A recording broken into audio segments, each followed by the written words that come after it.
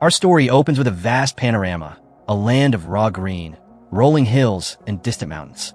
On a hilltop, two men gaze out into the distance.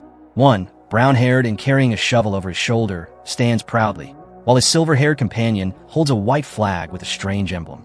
Beside them, adorable little creatures seem to cheer them on. With a confident smile, the man with the shovel introduces himself to the world. "My name is Suho Kim." But he immediately corrects himself, with even greater determination. "No, in this world, my name is Lloyd Frontera." He expertly rotates his shovel and thrusts it hard into the ground. At that moment, a blue light, like a digital grid, spreads out from beneath him, transforming the rural landscape into a vision of a modern city full of skyscrapers. This, he tells us, is the story of how an ordinary civil engineering student turned an entire world upside down. The reason? Simple and straightforward. As he exclaims with mad joy, "All this means money," to the astonishment of his companion, Javier. But how'd he get here? The story takes us back, a few years ago, to a dark night.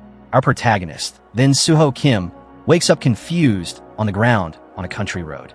A digital notification, as if from a game, floats in front of him, announcing that he has been chosen to have a random wish granted to him by an entity called the Absolute. He is then informed that he has become a character in the book he had just read, The Night of Blood and Iron. Panicked, Suho realizes that he is in a completely new world. The dark humor of the situation is heightened by another notification that informs him, with a touch of mockery, that he has dislocated his jaw sleeping on the road. Annoyed, he taps the notification and tries to understand what is happening to him. From his memories of the novel, the only character who would have slept in the middle of the road was Master Lloyd. At that very moment, an elegant figure approaches. He is a young man with silver hair and a sword at his waist. This is Javier Azrahan, the protagonist of the novel The Night of Blood and Iron. Javier seeks him out and tells him to return to the mansion, addressing him by the name Lloyd. For Suho, the pieces of the puzzle fall into place in a terrible way. He has been reincarnated not into the main character, but into Lloyd Frontera, the eldest son of Baron Frontera, a character known in the book as a drunken hooligan and a troublemaker. Javier, at the beginning of the story, is just an unknown knight in the service of this baron. Suho perfectly remembers the tragic fate of the Frontera family. The baron and baroness, deceived by a swindler, lose all their fortunes and commit suicide. And Lloyd, he becomes a beggar who drinks until, one day, he spits blood and dies. A miserable fate, not much different from his hard life in Korea. Back at the mansion, he is greeted by his mother, Marbella Frontera. She asks him about the destruction he caused at the tavern the night before.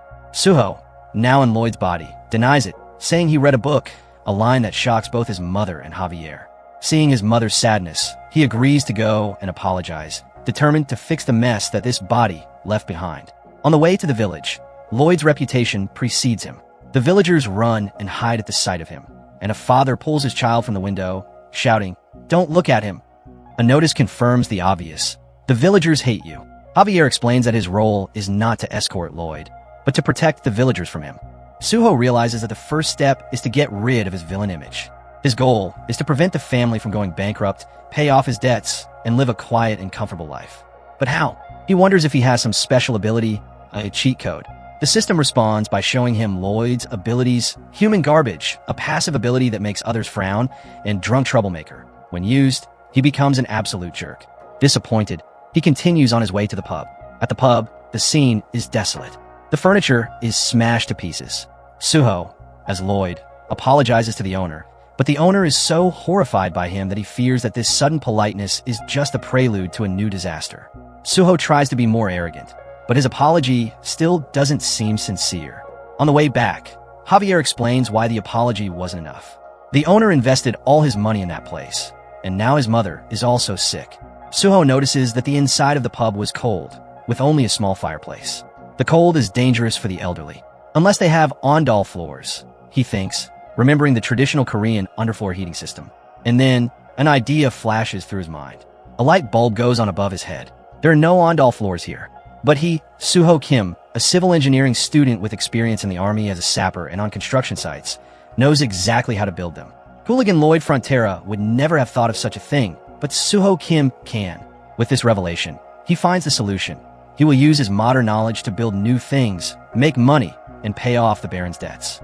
With unwavering determination, he turns back. "Javier, we're going back to the tavern," he shouts. "And why exactly?" the knight asks, confused. With a triumphant smile, Lloyd exclaims, "To get my first order." At that moment, a new notification appears. Your true journey has begun. The RP relationship points system has been activated. Suho Kim, now Lloyd Frontera, continues his adventure right after his big revelation. The system has activated his relationship points, RP, a new concept for him. Curious, he notices a status window hovering over Javier, showing him with an approval rating of -30. A disastrously low number. Determined to improve the situation, Lloyd tries a direct approach and gives Javier a forced compliment. "I think you're very handsome." The result? A complete failure. Javier's approval rating drops to -31. Lloyd understands that trying to win favor through flattery won't work, and that he needs to approach things with more subtlety. Returning to the pub, Lloyd, with a businesslike air, presents the owner with a contract. The proposal is simple. Lloyd will build an annex with underfloor heating, and the construction cost will be deducted from the debt he owes for the damage caused. The innkeeper, however, is extremely suspicious. Lloyd's reputation is so bad that the owner builds an emotional stone wall around him, refusing to trust him. Desperate not to miss his first and only chance, Lloyd resorts to an unorthodox tactic. He uses his image as a hooligan to his advantage. With a threatening expression, he intimidates the owner, suggesting that they should trust each other because they will see each other often from now on. The intimidation tactic works. Trembling with fear, the innkeeper signs the contract. Even though the system labels him as absolute trash for this method, Lloyd is ecstatic. He's got his first order. Outside, Javier, who witnessed the entire scene, confronts Lloyd, accusing him of threatening an innocent man. Lloyd, however, turns his argument around with unexpected sharpness. He talks to Javier about cognitive distortion, the bias that makes you judge someone based on their past actions. Javier, a man of logic, retorts that his judgment is based on experience and statistics. But Lloyd has a ready retort. And aren't experience and statistics also from the past? Leaving Javier speechless, Lloyd solemnly promises, "I'll make them smile." The bartender and his mother, "I'll definitely make them smile." But in his mind, he adds with a greedy grin, "Because their smiles will be the foundation of my business." And so the construction begins. Lloyd, shovel in hand, gets to work. He digs up the ground, brings in wood from the Baron's warehouse, and erects the structure of a small outbuilding, using river clay to fill the walls. The work is hard, and Lloyd's weak, untrained body quickly gives out. After finishing the basic structure, he collapses from exhaustion. For him, it has been a grueling week of work, although to Javier, who watched from a distance, it seemed like it all happened quickly. The knight is amazed and confused. Where did the hooligan Lloyd Frontera learn to build? The next task is to chop wood for the fire. Again, Lloyd's frail body is not up to the task. After a few excruciating attempts, he is on the verge of collapse, but Javier intervenes, catching the axe before it slips out of his hands. Lloyd, taking advantage of the opportunity, asks for his help, specifying the exact dimensions he needs for the pieces of wood. In one fluid motion, Javier, the future master swordsman, cuts through the logs with astonishing precision, producing perfect planks. Lloyd is impressed. Who needs modern equipment when you have a master swordsman? Without wasting any time, he immediately recruits Javier for more work, much to the knight's exasperation, who regrets his decision to help him. But Lloyd skillfully manipulates him, piqued his curiosity. "You want to see how my scam ends, don't you? Then we have to finish it quickly." And how do we do that? By working together. With Javier's unexpected help, the construction is completed. A small but sturdy annex now stands next to the tavern, with a strange logo above the door, a stylized Korean script, which Lloyd calls his brand logo. Then comes the moment of truth. The fire is lit outside, and the heat is channeled under the stone floor of the new room. The innkeeper and his mother enter and are shocked. The floor is warm. The elderly woman lies down, feeling the warmth soothe her stiff bones. It is a divine sensation, almost magical to them. This is the power of the Ondal floor. Lloyd thinks proudly, seeing the pure joy on his mother's face. The innkeeper thanks Lloyd with tears in his eyes. Javier watches the scene, completely stunned. Lloyd kept his promise. He brought smiles to those people's faces. Not only has he changed his behavior, but he now uses his work to help others. It was unthinkable that Lloyd Frontera, the hooligan, would do such a thing, and yet it happened. A spark of respect lights up in Javier's eyes, and his approval rating increases by 2 points, reaching -29. Lloyd also receives a notification. He has earned 36 RP for improving his relationship with a key character. Success. Although he lost money on the materials, he has gained something much more valuable, a functional model house. A few days later, his plan pays off. A long line of villagers has formed in front of the annex. all eager to experience the wonder of underfloor heating. Lloyd, now an enthusiastic salesman, is ready to take orders, offering two packages: Style, an annex in the yard, and Style B, a remodel of the existing house. His business is about to explode, but just as he prepares to convince a skeptical client, an authoritative voice is heard behind him. "Lloyd, what do you think you're doing?" His father, Baron Arcos Frontera, has arrived, and his approval rating for Lloyd is a freezing -20. The chapter ends with Lloyd caught red-handed by his father, just when success seemed just a step away. The confrontation between father and son takes place over a long, cold dinner table. The tension is palpable, and Lloyd, Suho, is worried. He has managed to avoid his father until now, but now his business plan is in jeopardy. Baron Arcos Frontera, with a stern expression, demands an explanation for his recent activities. Adopting the bored and arrogant tone of the old Lloyd, Suho briefly explains that he is simply following orders from the villagers. The Baron, who seems to have already been informed, solemnly warns him, "They're the people we must take care of. I will not tolerate you lying to them or deceiving them." Lloyd, ready to leave, is stopped by his father's words. The Baron believes that his son's actions are a desperate consequence of the family's precarious financial situation. He tells Lloyd not to get involved, assuring him that he will solve the problem. These words, "Don't worry, everything will be fine," trigger a painful memory for Suho. He remembers his own father, in the real world, telling him the same thing before financial troubles destroyed their lives. This time, Suho knows it's not right. Determined not to go through the same ordeal again, he tells the Baron with uncharacteristic firmness, "Please don't give up, because I won't either." These are the words he wishes he had told his father years ago. As Lloyd takes stock of the orders he's received, 32 additions and 57 remodels, already half paid in advance. Two loan sharks, Meatloaf and Shiloh, show up at the mansion. They walk past Lloyd without greeting him and head straight into the Baron's office. Eavesdropping on the door, Lloyd hears the loan sharks pressuring his father for the debt that is due. The discussion quickly escalates, and Meatloaf makes a grotesque suggestion: sell the Baroness and her ladies-in-waiting to cover the debt. Furious, the Baron rises, but is powerless. In his room, Lloyd ponders how to use these precious points. The system responds, revealing that he can invest RP to gain skills. A scan detects all his latent civil engineering knowledge.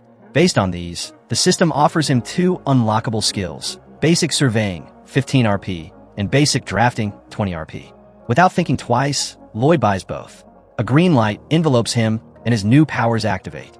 Now, he can visualize the terrain like a GPS grid and create construction plans directly in the air, like a holographic drawing. His work will become infinitely easier.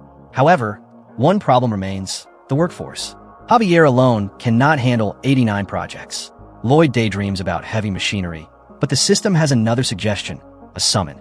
A window that looks like an ad for a mobile game pops up: Random Summon Game, where he can spend RP to obtain a loyal companion. The cost: 50 RP per attempt. With 61 RP in his account, he has enough money for a single draw. The idea of summoning a fantastic creature, a dragon, a powerful monster, a unicorn, to help him with construction like a heavy machine, smiles at him. Motivated by this new possibility, Lloyd is more determined than ever. He needs to get more RP, and to do that, the key characters have to like me. His plan is in full swing, and with new abilities and the prospect of a powerful summon, the future looks, for the first time, bright. This is the perfect moment for Lloyd. He enters the room, feigning surprise, and confronts the loan sharks. When they treat him with contempt, Lloyd plays his MasterCard. With calculated calm, he quotes the law of the royal family and nobility, Article 3, Clause 6. All nobles may exercise their right to protect their interests as vassals of the king. Entering the residence of a noble family without a warrant is considered trespassing. The loan sharks are stunned. They have never heard of such a law. Lloyd, confidently bluffing, calls Javier and, with an evil grin, orders him, cut off the arm of this intruder. At the sight of Javier drawing his sword, the loan sharks panic. Threatening lawsuits, they flee with their tails between their legs. The Baron is shocked by his son's actions, fearing the consequences, but Lloyd reassures him by throwing a heavy bag of money from the advances on his table, enough to cover the interest for that month. The Baron is even more confused, believing that his son has extorted money from the villagers. But Javier intervenes, guaranteeing that he will personally ensure that Lloyd honors all his orders. The Baron's absolute trust in Javier reassures him. Later, Javier asks Lloyd how he knew about that obscure law. Lloyd gives him an evasive answer, but the truth is that he knew about it from a novel. In a future scene, after the Baron and Baroness' suicide, the same moneylenders were trying to desecrate the graves in order to sell the bodies. Then, It was Javier who cited the law before beheading them. Knowing the story is, without a doubt, his greatest advantage. His intervention was a success. A notification appears, confirming that his father's approval rating has increased by 6 points, earning Lloyd an additional 60 RP. He now has a total of 61 RP. Under the pale moonlight, Lloyd sneaks into the knight's training ground. Making sure he's completely alone, he calls his long-awaited summoning game. With his heart pounding, he presses the start button, spending his precious 50 RP. A spectacular magic circle, made of glowing gears, forms before him. The spectacle is grand, but also incredibly noisy. After a blinding flash, from the center of the magic circle appears a small, fluffy, and adorable hamster. Lloyd stands frozen, his expression completely in disbelief. Is that all? A mouse? The disappointment is immense. He labels him a total failure, and the little creature seems to choke on sadness at his words. The hamster, named Padong, protests agitatedly. When Lloyd, unimpressed, challenges him to show him what he can do, Padong spits out a wet piece of paper, an instruction manual. Disgusted, Lloyd reads the instructions. Padong is an adorable hamster who needs lots of love. More importantly, the manual comes with 2 types of sunflower seeds. Red seeds. They make Padong grow to gigantic size for up to 12 hours. Blue seeds. They make him return to normal size. A set of seeds costs 1 RP. An idea takes shape in Lloyd's mind. If Padong can even grow to human size, he would be a great help in digging. Determined to test it, he offers him a red seed. Padong gobbles it up greedily and, in a burst of light, begins to grow. The growth is so sudden and violent that Lloyd is thrown into the air and crashes to the ground. When he comes to, he looks in shock at the creature in front of him. Padong didn't grow to the size of a man. He became a colossus over 9 meters tall, a giant hamster with an arrogant expression on his face. The system immediately reveals Padong's abilities: digging level 1, tamping earth level 2, and pockets and cheeks level 1. Lloyd is ecstatic. With quick movements, Padong digs deep trenches, compacts the earth by rolling over it, and, using his enormous cheeks, transports huge amounts of earth. Jackpot! I have my heavy equipment. Lloyd exclaims, covered in hamster saliva. With one problem solved, another arises: human labor. Lloyd realizes that he can use the barony soldiers, a band of 30 men paid to do almost nothing. He gathers them on the riverbank and gives them a motivational speech inspired by his own experience in the army. The purpose of an army is to work, he shouts, ordering them to carry the huge pile of clay that he has been digging all night. In fact, it was Padong in 30 minutes. The soldiers, not at all enthusiastic, are about to start work when they are interrupted by their commander, Senior Knight Newman. He confronts Lloyd, accusing him of demeaning the honorable soldiers by putting them to dirty work. Lloyd, however, expected this. From a novel, he knows that Newman is the first to betray the Baron, selling information to the crooks who will bring the family to ruin. Behind his honorable facade, Newman is a traitor. Lloyd confronts him with a mocking smile, telling him that he has the Baron's permission and that Newman is, in fact, unhappy because his business could pay off the family's debts. Newman angrily reminds Lloyd of his reputation as a troublemaker and accuses him of using the soldiers for personal gain. Lloyd, with defiant calm, agrees, "Yeah, that sounds about right, if you want to kill her." The challenge is issued. Lloyd insults him directly, throwing dirt in his face with a shovel and tarnishing his honor as a knight. Furious, Newman calls him a scoundrel and the son of a poor, nearly bankrupt baron. Lloyd, pretending not to have heard correctly, incites him to put aside ranks and resolve the matter as between men. Swinging the shovel like a weapon, Lloyd challenges Newman to a duel. The knight, blinded by rage, accepts, convinced that he will make this scoundrel bitterly regret his audacity. The chapter ends with the tension at its highest levels, ahead of an absurd but high-stakes duel, a hooligan armed with a shovel against a senior, traitorous knight. The duel between Lloyd and Newman is set for a month from now. Javier, worried, asks Lloyd if he is sure he can win. Lloyd's answer is a resounding, panicked no. He is aware that Newman is a low-level sword expert, a knight capable of using mana abilities, while he is nobody. This whole plan is part of a larger strategy, one that Javier does not fully understand, but which seems suspiciously calculated. With a sly smile, Lloyd asks Javier to teach him how to fight with a sword. Javier flatly refuses. His job is to supervise him, not train him. Moreover, he fears that giving a human scum like Lloyd the ability to fight would put those around him in even greater danger. Then, Lloyd plays his ace up his sleeve. With a look full of meaning, he asks Javier, "Even if teaching you to fight means I'll cure your insomnia?" Javier is shocked. How does Lloyd know about his best-kept secret? Lloyd, savoring the moment, explains everything to him. From the novel, he knows that Javier is on the verge of going from high-level sword expert to the ultimate rank of swordmaster. His senses are so heightened that he simply can't sleep, a side effect of reaching a superhuman level. After trying countless cures without success, Javier, although skeptical, accepts the bargain. He is convinced that Lloyd will fail, but he is willing to try anything. Lloyd's plan to cure Javier, however, is an unconventional one. That evening, as Javier sits by the fireplace, Lloyd doesn't use spells or herbs. Instead, he opens a thick book and begins to read to him in a monotone voice, an engineering textbook on reinforced concrete. As Lloyd expected, the dense, technical text is at least 18 times more sleep-inducing than any spell. Before long, Javier, exhausted and bored, falls soundly asleep in the rocking chair for the first time in a long time. Lloyd triumphs. Now your swordsmanship is mine. The next day, training begins. Javier, fresh and rested, orders Lloyd to run 50 laps around the training ground. To his surprise, Lloyd starts running without complaint. He knows that Javier expected him to give up, using this as an excuse not to train him. Determined to thwart his plan, Lloyd keeps running, even though his frail body hurts terribly. As he runs, his thoughts return to his hard life in Korea, waking up alone in a small room, carrying bricks to construction sites, and unloading trucks at night, all just to survive. Compared to that desperation, the runner's physical pain is nothing. This determination impresses Javier, who for the first time sees an iron will in a young man he thought was a simple hooligan. Finally, Javier gives in. If you are so determined, he says, then I will teach you my fighting techniques. For his effort, Lloyd receives another approval point from Javier, bringing his total to -28, and another 18 RP, bringing his total to 29.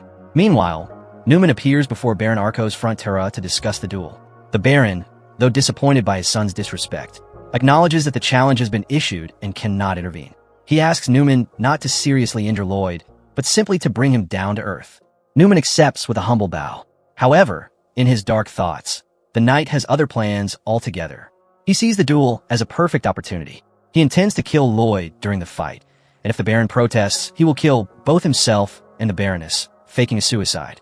Thus, he will be free to leave for a better life, accelerating his plans for betrayal. A month later, the day of the duel arrives.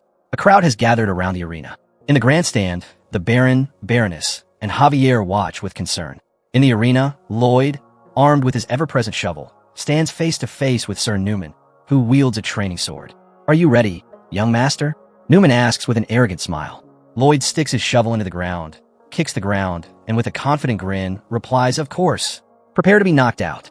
The chapter ends right at the beginning of the fight, leaving the fate of the duel and Newman's dark plans up in the air. On the day of the duel, the crowd murmurs in confusion. Lloyd's chosen weapon is not a sword, but a solid iron shovel, specially ordered from the blacksmith. Newman is visibly insulted, and Baron Frontera covers his face in shame, convinced that his son is turning the whole thing into a bad joke. The only one who retains a trace of trust is Javier. He has witnessed Lloyd's efforts over the past month, grueling physical training at dawn, managing construction sites, and instructing workers in the Ondal technique, followed by sword training late into the night. Javier knows that Lloyd is more serious than ever. The duel begins. Newman, furious, launches into an attack, but is surprised when Lloyd parries the blow with the shovel. The audience and family are shocked. Newman attacks again, but Lloyd parries again. Javier immediately realizes what is happening. Lloyd's movements, although clumsy, are incredibly effective. They are not the movements of a swordsman, but of a soldier.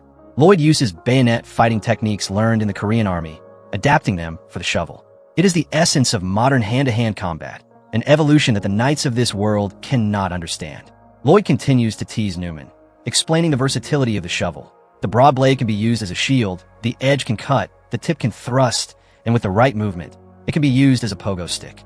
This latest ridiculous demonstration leaves Javier speechless, wondering if it was all a hoax after all. But behind the buffoonery lies a cold plan. Lloyd reveals in his thoughts the 4 secret weapons prepared for this duel. The iron shovel, an unorthodox but sturdy weapon. Basic fencing steps, learned from Javier, it gives him the mobility he needs. Newman, completely overwhelmed by the chaotic fighting style, begins to lose his breath. His hands go numb from shock of the blows, parried by the solid shovel. Then Lloyd reveals his 3rd weapon. During his training, Lloyd has collected enough relationship points, RP, from Javier and his parents, who were impressed to see their son working for the first time. With these points, he has unlocked a new ability, Ability Expansion, Shovel Wielding Level 1. This ability increases all of his physical attributes when holding a shovel, making him a surprisingly powerful opponent. Overwhelmed, Newman is forced to resort to his trump card. He activates his mana heart, concentrating magical energy within his body to increase his strength. He prepares to deliver a devastating blow that Lloyd would normally have no chance of blocking. The Baron and Baroness watch in horror, but Lloyd is prepared. When Newman strikes, Lloyd does not attempt to parry. Instead, he uses his fourth and most important secret weapon, the Azrahan Basic Technique. It is the mana conjuring technique that will, in the future, make Javier the most powerful man in the world. Lloyd learned it from him, even though he cannot use it to attack. Instead, he uses it defensively. When Newman's sword, charged with mana, strikes the shovel, the energy does not dissipate. Instead, it is absorbed into Lloyd's body through the shovel, leaving Newman completely drained of power and vulnerable. "You absorb my mana," the knight yells, shocked. Taking advantage of the moment of weakness, Lloyd strikes. A powerful blow with the side of the shovel hits Newman squarely in the face, knocking out a tooth that flies spectacularly through the air. With one final, decisive blow, Lloyd knocks the knight to the ground, rendering him unconscious. Silence. The crowd, the soldiers, the family, all are completely stunned. The Baron, stammering, declares Lloyd Frontera the winner of the duel. Newman, on the ground, cannot process the humiliation, an expert swordsman, defeated by a hooligan with a shovel. But for Lloyd, victory in the duel is only the beginning. Approaching Newman's inert body, he announces, "Now, it's time for you to take a beating." Ignoring his father's desperate cries that the duel is over, Lloyd begins to strike Newman with a shovel with demonic ferocity. The chapter ends with a shocking image of Lloyd punishing the fallen knight under the horrified gaze of everyone. Even after the duel is over, Lloyd continues to strike Newman mercilessly, much to the horror of the soldiers who try to stop him.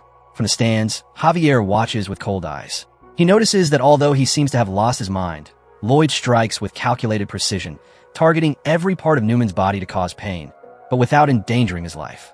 Lloyd's face is calm, as if he had anticipated everything. Here, the story takes us back 15 days before the duel. We see how Lloyd convinced Javier to teach him the basic Azrahan technique. Javier was shocked that Lloyd knew his secret and still imperfect technique. With complete shamelessness, Lloyd revealed to him that he learned everything from Javier's words during his sleep, which Lloyd had also induced in him. Then, he proposed a deal. He would help Javier perfect his technique in exchange for learning it. Using his engineering knowledge, Lloyd explained Javier's problem in a way the knight could never have imagined. Mana from the environment is rejected by his mana heart because it is a foreign body. Lloyd's solution, inspired by the concept of an auxiliary engine, was for Javier to not try to absorb the mana into his core, but to condense it near him, creating additional energy circles. The idea was a revelation. Javier was able to perfect his technique, and his gratitude translated into a plus 5-point increase in his approval rating. Lloyd, however, was not interested in the mana-generating part, but only in the defensive aspect, absorbing mana that came into contact with his body. With this knowledge, he was sure that he could defeat Newman. Back in the present, the Baron, furious, orders Lloyd to stop, shouting that he will not tolerate the tarnishing of a knight's honor. Lloyd, panting, replies, "The honor of this knight, my lord." He signals the Baron to kill himself under the cloth on the table in the gallery. There, the Baron finds a stack of letters. They are the letters of betrayal between Newman and the swindler Tords, detailing the financial state of the estate and plans to forge documents. Newman, now conscious, is horrified. How did Lloyd find the letters he had hidden in a wall? The answer is simple. Lloyd knew of their existence from the book and sent little Padong to retrieve them the night before. With Newman's betrayal exposed for all to see, the Baron is devastated, but also grateful to his son. Still, like a good leader, he contemplates a just punishment. Lloyd, however, knows that a good leader and a gentle leader are two different things.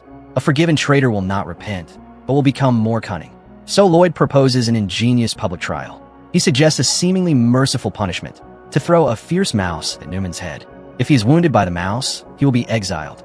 If not, he will be demoted to the rank of private, with a chance at rehabilitation. The proposal seems wise and generous, a warning to all the others, and the Baron accepts it. Newman, seeing a chance to escape, gratefully accepts. But Lloyd knows that mercy has no place here. He whispers, the best way to ask for forgiveness is to remember that it doesn't exist. Taking out Padong, he gives it a red seed and throws it into the air. In front of the terrified crowd, the little hamster transforms into a colossus and, with a cry of agony from Newman, crashes into him with devastating force. Upon impact, Newman is seriously injured. According to the sentence, he must be exiled. Lloyd, with a satisfied smile, declares, and so the rotten apple of this realm is eliminated. The chapter ends with Lloyd emerging victorious, having managed not only to win an impossible duel, but also to get rid of a dangerous traitor through a perfectly executed plan, proving once again that his modern intelligence is his most powerful weapon. After Newman's elimination, Lloyd wastes no time. With Padong's heavy equipment leveling the ground and the soldiers transformed into an efficient construction team, Lloyd begins an ambitious new project, the construction of a paved road. Inspired by the grandeur of Roman roads such as the Appian Way, he plans to build a major artery connecting the Baron's mansion to the foothills of the Eastern Mountain, a project that he promises will put this land on the map. As he oversees the work, an increasingly intrigued Javier confronts him. Lloyd's transformation is too drastic to ignore. He has introduced a never-before-seen heating system, summoned a powerful magical creature, and now possesses advanced engineering knowledge. Javier asks him directly, "Are you really, Master Lloyd?" A red warning notification appears, confirming Javier's suspicions. Lloyd panics. He knows that Javier is fiercely loyal to the Frontera family, and if he found out that a stranger had possessed the body of his master's son, he would not hesitate to kill him. To divert attention, Lloyd activates a special ability, stubborn insistence. He begins to bombard Javier with absurd arguments and rhetorical questions, claiming that he learned everything in secret while no one was paying attention, and that he is a born genius at invocations.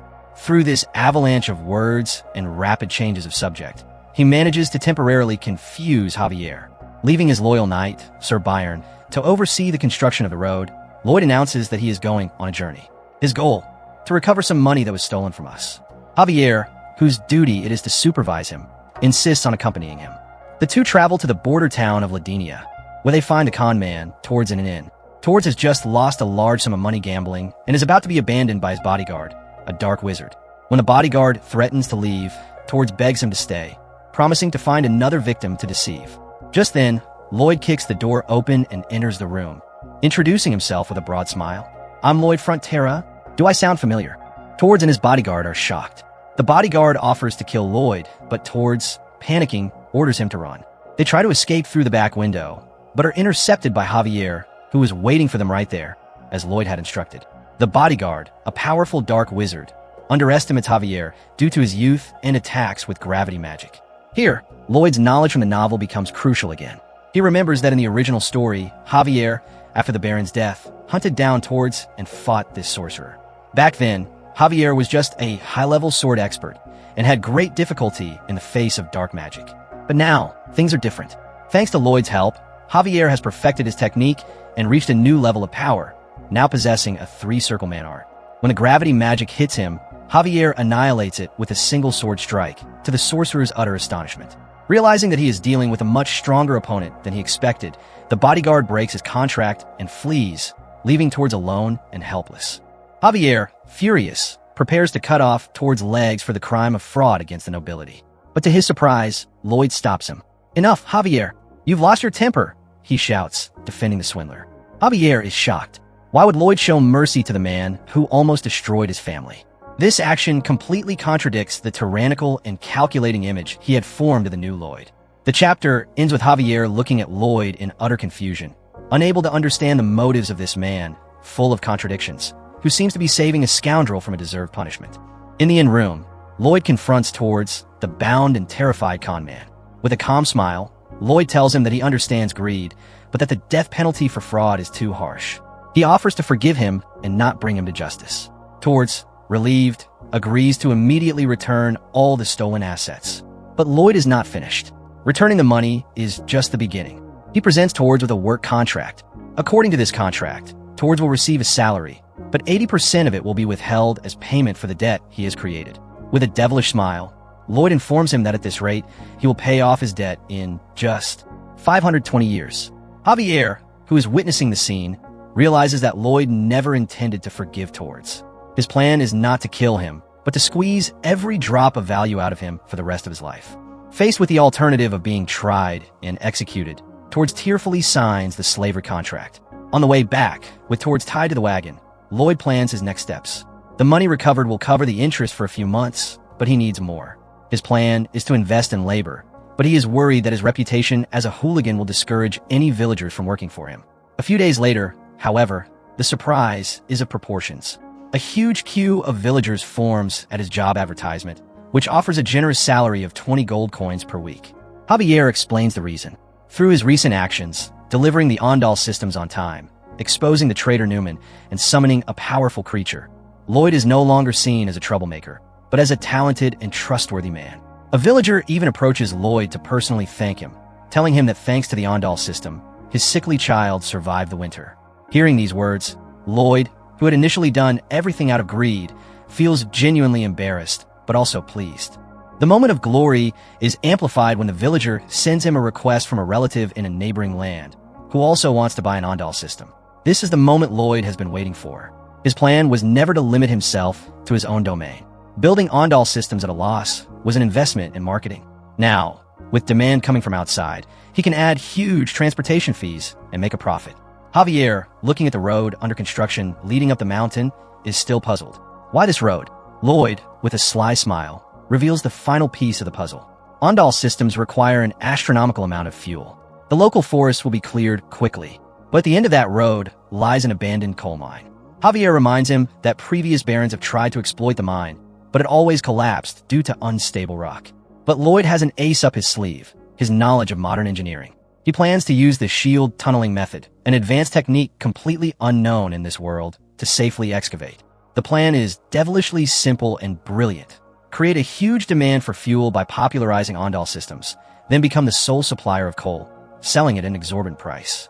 The people will be addicted to the heat he has provided them. With a new sense of confidence, Lloyd, followed by Javier, heads towards the abandoned mine. But as they get closer, they discover that they are not alone. Strange noises are heard from the dark depths of the mine. A creature with long, thin legs emerges, followed by a multitude of glowing red eyes. The chapter ends with Lloyd and Javier facing off against a swarm of monstrous creatures, resembling giant ants, who have made the coal mine their home. The treasure Lloyd sought is guarded by an underground nightmare.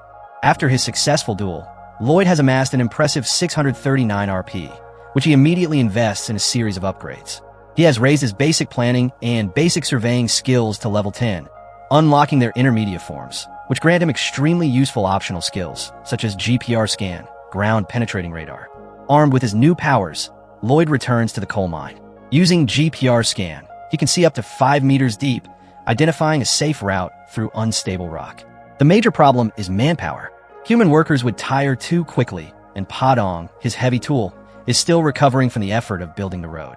The solution? A new summon. With 119 RP left, Lloyd uses his 70 to play the random summon game again. This time, a small pink worm-like creature with a bow on its head appears from the magic circle. The new summon, named Bangul, seems even more useless than Padong at first. But Lloyd has learned not to judge by appearances. Bangul confirms that he can grow in size and has special abilities. A few weeks later, the excavation project is in full swing, using an incredibly bizarre but effective method devised by Lloyd. Step 1. A gigantic Bangul, placed in front of a makeshift tunneling machine, gnaws and eats the earth and rock with its Earth Chew Level 1 ability. Step 2.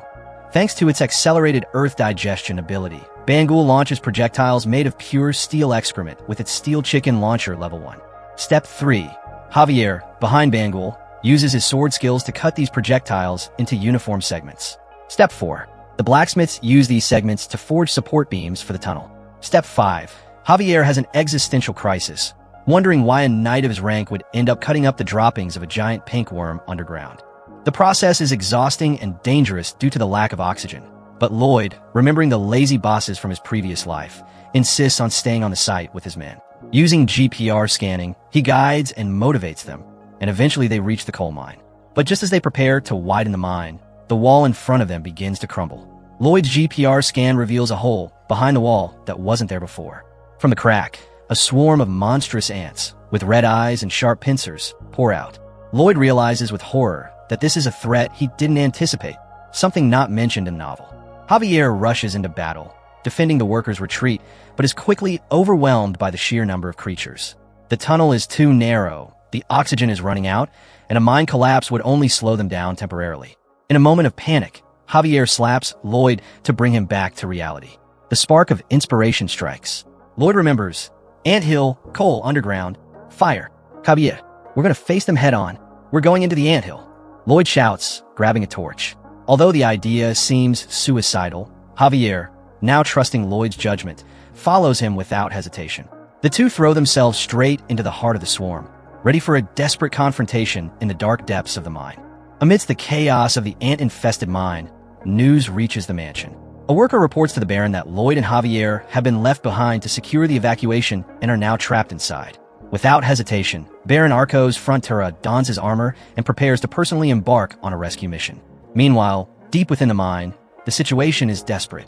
Lloyd and Javier are completely surrounded, fighting back-to-back. Javier, though incredibly strong, is beginning to tire from the heat and lack of air. Lloyd knows he must act quickly. Using his scanning ability, he remembers a geological concept. Coal seams often contain pockets of highly flammable methane gas. His plan is risky, but it is their only chance to find such a pocket and detonate it with his torch, destroying the entire colony. The two make their way deeper into the nest, with Javier cutting a bloody path through the swarm and Lloyd lighting the way. Eventually, Lloyd's GPR scan detects a massive pocket of methane gas. While Javier holds off the ants, Lloyd begins frantically digging with his shovel to expose the gas. Just as he manages to break through the rock layer, an even greater threat emerges from the depths. The Ant Queen, a gigantic creature with an impenetrable shell. Even with his increased strength, Javier can barely fend off her devastating attacks. It's clear they can't defeat her in a direct fight. Taking advantage of Javier's moment to keep the queen occupied, Lloyd finishes digging and shouts, "Run, Javier! Get out!" He throws the lit torch directly into the gas pocket. A cataclysmic explosion ensues. The entire mine is shaken by a massive shockwave, and flames engulf the tunnels, incinerating the ant colony. On the surface, the soldiers and the Baron feel the earthquake and see smoke billowing from the mine entrance. Underground, Javier, in a final act of loyalty, throws himself over Lloyd to shield him from the explosion with his own body. When the dust settles, Lloyd finds himself injured but alive. The plan has succeeded, but the price has been high. The Ant Queen is annihilated, but Javier lies unconscious next to him, gravely injured. The little summon, Bangul, is also knocked out. Worse, the explosion has collapsed both mine exits, trapping them underground. A warning notification appears, informing Lloyd that the oxygen level is dropping dangerously fast. With the last of his strength, Lloyd knows he must dig a new exit. He looks at the helpless bodies of Javier and Bangul and makes a promise to himself. "We will get out of here together, no matter what. I am responsible for both of you." This unwavering determination is perceived by the system. A notification appears, saying that Javier is moved by his determination not to give up. His approval rating increases by +6 points, earning Lloyd 108 RP. With a total of 157 RP, he now has the resources to try something. As his oxygen bar drops alarmingly low, Lloyd, in an act of desperation, shouts to the system, "Messenger, find a skill I can improve." The chapter ends with Lloyd searching for a last resort in his system, in a race against time for survival in the dark and unstable depths of the mine. In the suffocating darkness of the collapsed mine, with his oxygen nearly depleted, Lloyd makes one last desperate attempt. He asks the system to scan the skills he has acquired. The system identifies the components of the Azrahan basic technique he has learned and practiced: absorption, processing, and mana amplification. For a mere 10 RP, the system offers him the chance to combine them into a single official skill. Without hesitation, Lloyd accepts. With a burst of energy, he unlocks Azrahan basic technique, single circle level 5. He can now use RP to instantly increase his skill level, a shortcut no normal knight has. Spending almost all of his points, he raises his skill to double circle level 1, achieving a 200% mana amplification. But that's not all. He remembers that when he upgraded his surveying and design skills, he unlocked some optional skills. The system reveals 2 such abilities. Energizer allows him to move for 10 minutes without feeling fatigued once per day. Latent Power Wave triples his mana boost for 20 seconds once per day. With the air unbreathable and time running out, Lloyd activates both abilities. With renewed energy and tripled power, he begins to dig at superhuman speed, piercing through the last few feet of earth and rock. As his powers run out and he collapses, a hole opens above him, and Padong appears, rescuing them. A breath of fresh air fills his lungs. They've escaped. Outside the mine, the Baron, who is preparing to enter alone, is greeted by the image of his exhausted son, carrying Javier, who is also injured, on his back. The 2 heroes are immediately taken to the mansion to recover. In the days that follow, Lloyd's reputation changes dramatically. Rumors of his bravery spread throughout the land. The villagers, who once despised him, now praise him. They learn how he secured the evacuation of the workers, how he entered the anthill alone with Sir Javier, and how, although almost dead, he carried the wounded knight back to safety. Lloyd has become the hero of the barony. Waking up in his bed, Lloyd is greeted by a notification. Due to his heroic courage, all of the baron's subjects praise him. As a reward for this great achievement, he receives a huge amount of bonus RP. His points increase from 7 to an astonishing 507. To Lloyd, hero status means little, but 500 RP? This is a real treasure. With a greedy smile, he already begins to make plans for his new fortune, ready to take his project to the next level. The chapter ends with Lloyd resting, but his mind already in full swing, now having the resources to accelerate his plans to become the greatest real estate developer this world has ever seen. 2 weeks after the ant incident, the mine is fully operational. The soldiers, now hardened workers, work diligently. When Lloyd and Javier appear, they are greeted with respect and admiration. The workers see Lloyd not as a lazy aristocrat, but as a leader who has risked his life for them, a true embodiment of the concept of noblesse oblige. Although flattered, Lloyd feels a little uncomfortable with all this praise. He continues to personally inspect the old ant tunnels to ensure that there are no longer any dangers. Javier, puzzled by his direct involvement, asks why he doesn't leave this dangerous work to the workers. Lloyd responds with a philosophy he learned in his previous life. The greater the risk, the more the leader must be on the front lines. Although he adds with a greedy grin that way no one will be able to complain when I take the most money, Javier is once again confused, unable to decipher whether Lloyd is good or evil. During the inspection, Lloyd discovers a hidden room, an anthill. Inside, they find a bizarre scene. A muscular and handsome orc wrapped in spider webs and kept as food, along with several pigs. Realizing that the orc is only paralyzed, not dead, Lloyd immediately sees a golden opportunity. He rescues the orc and brings him back to the mansion. He introduces himself as Arash, the son of the chief of the Sand and Steel orc tribe. Full of gratitude, Arash promises Lloyd that he will grant him any wish. Lloyd, with a sly smile, knows exactly why he saved him. He asks Arash for 120 orcs to work in the mine. Arash flatly refuses. He explains that orcs are warriors and only follow the orders of other warriors. Lloyd, a noble with no fighting skills, in his eyes, does not qualify. Furthermore, the orcs must hunt 3 shifts each day to consume fresh meat, otherwise they lose muscle mass, which would mean the end of their tribe. Meat spoils in a day, so they cannot reduce the number of hunters. Here, Lloyd reveals his bluff. From a novel, he knows that Arash arrived at the anthill during his coming-of-age ceremony, which involved hunting a wild ant. So, he weaves an elaborate story for him. He convinces Arash, whose memory is clouded by paralysis, that they actually defeated the Ant Queen together. Lloyd claims that Arash weakened the queen, allowing Javier to deliver the final blow. Thus, Arash not only completed his ceremony, but did so in a heroic manner. Convinced by the fabricated story, Arash also declares Lloyd a great warrior and, with a shout of enthusiasm, promises him the 120 orcs. A week later, Lloyd, Javier, and a group of men arrive at the orc village in the desert. However, they are greeted with bad news. The tribe's chief, Akush, refuses the request. The reason is the same: fear of losing muscle mass. Constant hunting is essential to their survival. Javier is ready to give up, but Lloyd, with calculated calm, approaches the chief and asks him a question that will change everything. What if your meat could last for days without spoiling? Lloyd offers the tribal chief the solution to their biggest problem. He claims that he can make the meat non-spoiling, thus freeing up a large part of the orcs' labor force. The chapter ends with Lloyd making a bold promise, based on another piece of knowledge from his modern world, prepared to negotiate not only with force, but also with science. The chapter begins with a quick flashback to the moment Lloyd and his group first arrived in the orc village. The reunion between Arash and his father, Akush, is explosive and full of emotion, culminating in a hug so strong that it raises a cloud of dust and sand. Lloyd, witnessing this display of brute strength, is amazed and realizes the immense potential of these orcs as workers, already dreaming of exponential increases in productivity. Besides their strength, something else catches Lloyd's attention.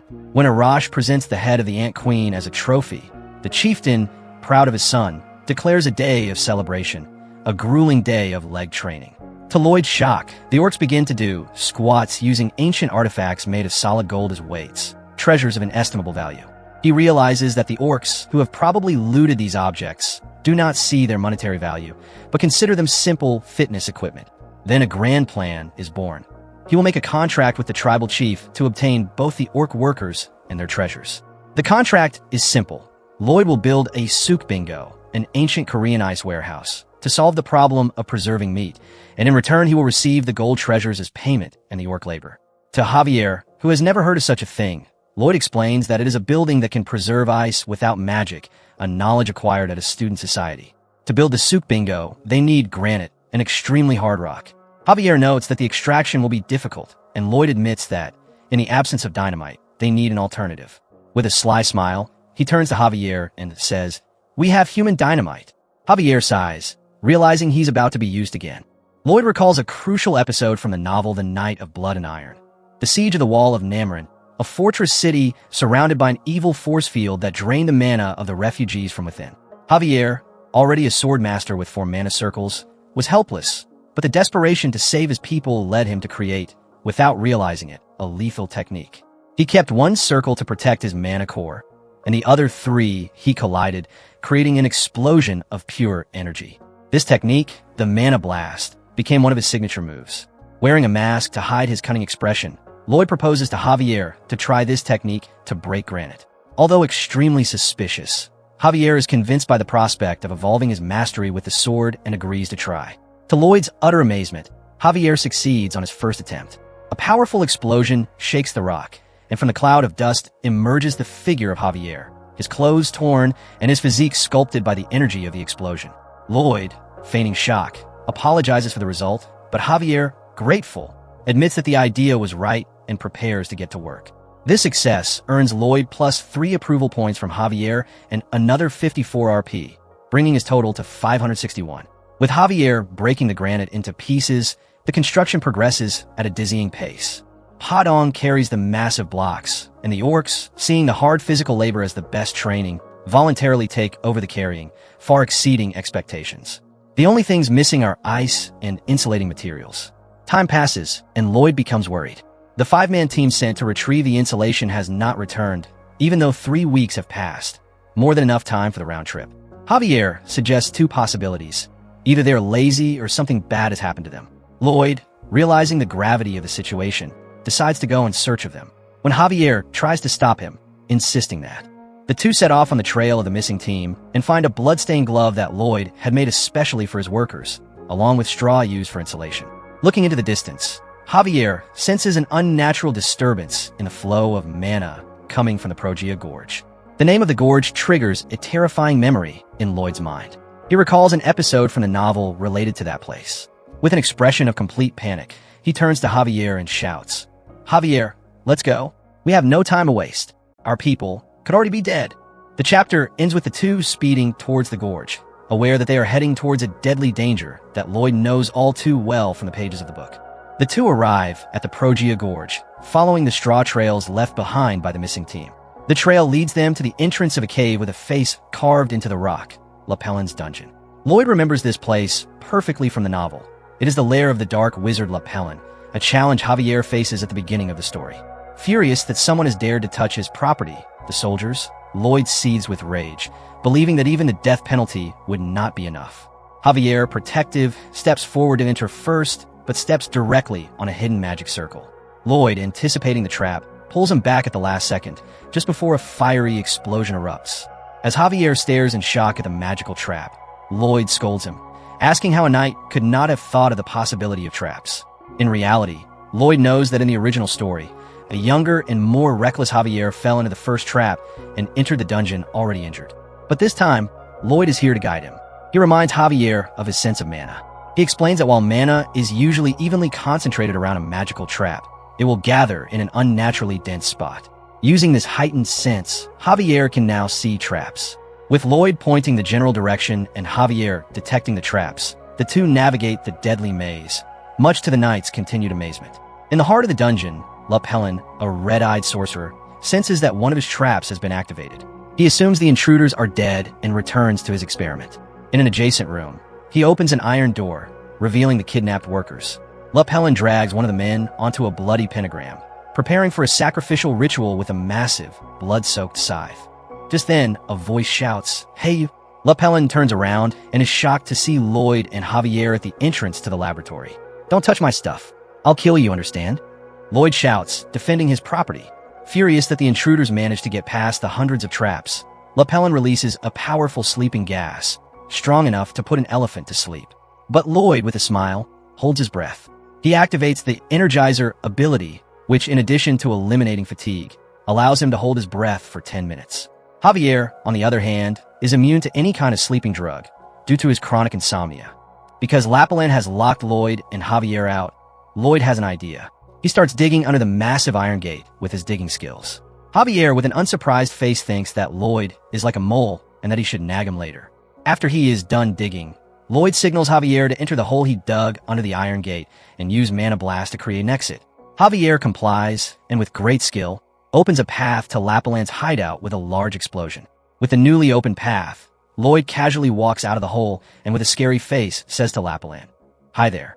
I bet you haven't seen an entrance like this." Seeing that his plan is failing, Lapalin resorts to his last line of defense. He activates a summoning spell and summons a gigantic, two-headed ghoul, a byproduct of his failed reincarnation experiments. The wizard boasts that the creature's skin is impenetrable. Lloyd warns Javier that the monster will be a difficult opponent, but he already knows its weak point. "The legs, right?" Javier replies, already leaping into the air, ready to attack.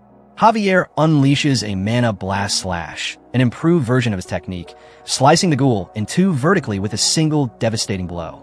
Lapalin watches in horror as his invincible creation is destroyed so easily. Lloyd, however, is also shocked. He knows that Javier used Mana Blast to destroy the wall of Namarin, but to use it to cut down an enemy. That wasn't even in the book. The chapter ends with Javier standing victorious over the ghoul's remains, demonstrating a strength and versatility far beyond what Lloyd knew from the original story, leaving our engineer hero to wonder what other surprises his ever-changing future holds.